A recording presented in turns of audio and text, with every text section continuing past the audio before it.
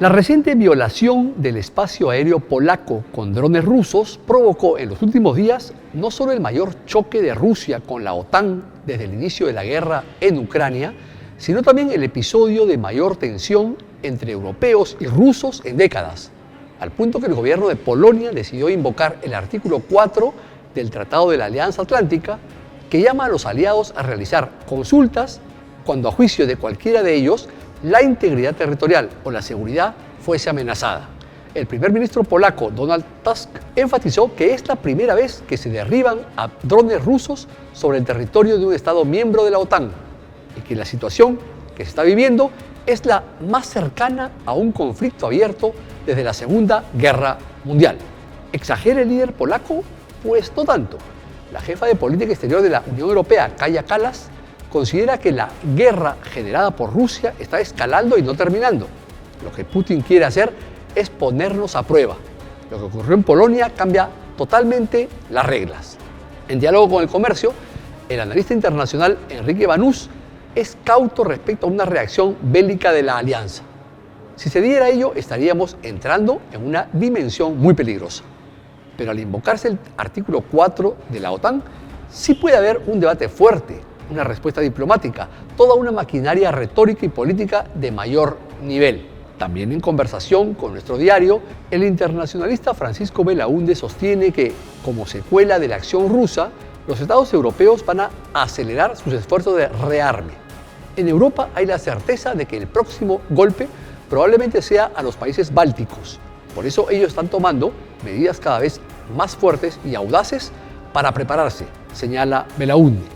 ¿Qué tipo de medidas o precauciones vienen tomando los estados fronterizos o cercanos a Rusia? No hablamos solo de los países bálticos, que son Lituania, Letonia y Estonia, que estuvieron más de 40 años bajo el dominio de la extinta Unión Soviética, sino también de las naciones nórdicas como Finlandia, Suecia, Dinamarca y Noruega.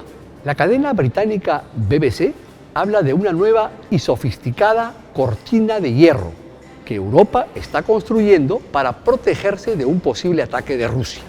Recordemos que en 1946 el primer ministro británico Winston Churchill declaró que una cortina de hierro había descendido a través de Europa, desde Stettin en el Báltico hasta Trieste en el Adriático, en referencia a esta frontera física e ideológica que dividió al viejo continente en dos bloques luego de la Segunda Guerra Mundial: los estados socialistas, bajo la guía y ejemplo de la URSS, y los estados capitalistas alineados con Estados Unidos. Hoy, casi 80 años después, se vuelven a colocar las barreras con la aceleración de los planes para construir cientos de kilómetros de fortificación fronteriza. Empecemos por Finlandia. El mayor general Sumi Nurmi, jefe de estrategia de las fuerzas de defensa finlandesas, ha advertido que su país debe prepararse para el peor escenario posible. Y buena parte de la opinión pública finlandesa cree que quedan unos 5 años antes de que Rusia pueda incrementar sus tropas en la frontera hasta niveles amenazadores. Con una frontera compartida de 1.340 kilómetros con Rusia, la más extensa que tiene cualquier miembro de la OTAN con el Estado ruso, Finlandia aprobó hace 2 años una ley para construir vallas más altas y sólidas, ya que las anteriores, barreras de madera, estaban diseñadas solo para evitar el cruce de ganado. Se han completado 50 kilómetros de valla fortificada como parte de un proyecto mayor que busca llegar a los 200 kilómetros. El punto crítico para Finlandia es que buena parte de su línea limítrofe con Rusia se halla en el cada vez más disputado Círculo Polar Ártico, región cuyos recursos y ubicación lo convierten en enclave para las ambiciones rusas de no perder su estatus de gran potencia. Pero Finlandia no es el único.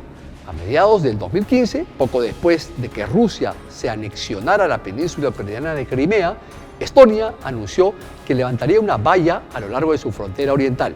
Y el año pasado, los 3 países bálticos y Polonia propusieron fortificar aún más sus fronteras con un muro defensivo que abarcará un total de 700 kilómetros a un costo de más de 2.700 millones de dólares. Polonia también ha empezado a construir una valla permanente en su límite con Bielorrusia como parte de su defensa contra los aliados de Moscú. Justo en estos días, en territorio ruso y bielorruso se realizan los ejercicios militares Zapad, en los que participan miles de soldados que simulan la toma del llamado corredor de Suwalki, una franja de decenas de kilómetros de ancho que es el único nexo terrestre entre los países bálticos y Polonia. Lituania, Letonia y Estonia están creando más de 1000 búnkeres, depósitos de municiones y refugios de provisiones para aumentar la protección de 965 kilómetros de territorio que conjuntamente bordean a Rusia. Volviendo a las barreras físicas, la BBC apunta que los muros irán acompañados de zanjas antitanques, dientes de dragones, que son estos obstáculos piramidales de concreto de 15 toneladas, enrejados gigantes de metal, cabezas de puente bloqueadas y campos minados.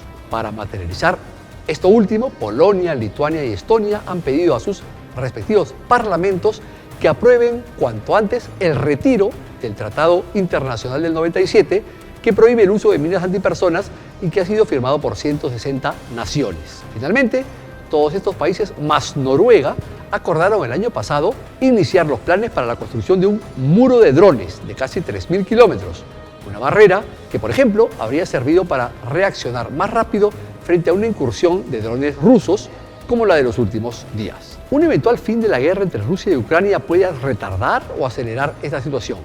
Ian Bond, subdirector del Centro para la Reforma Europea, un reconocido think tank, ve poco probable que Rusia se detenga ahí. Ya sea que esto ocurra en 3, 5 o 10 años, la idea de que la paz en Europa durará para siempre es cosa del pasado.